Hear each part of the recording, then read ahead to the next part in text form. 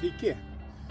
Norėčiau Jums pasiūlyti 3 paprastus pratimukus šį kartą atsipalaidavimo. Tai yra labai aktualu, ne tik tai vien dėl to, kad kažkoks tai prieššventinis laikotarpis dabar, visi lekiam, skubam, švenčiam ir panašiai. Aplamai gyvenimas paskutiniu metu toksai beprotiškai greitas, tai, kaip sakiau, bus labai aktualu. 3 pratimai. Visų pirma, susiraskite saugią, tokią ramią aplinką, ar tai būtų namuose, ar tai kažkur gamtuoje. Ir pradėkim nuo pirmo pratimo paprastai, pašokinėti. Atpalaiduojam pečius. Stengiamės pajausti visą kūną nuo galvos iki pirštų galiukų.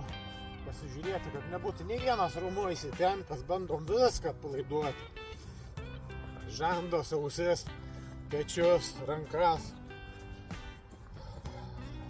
Ramiai, lėtai kvėpuojam.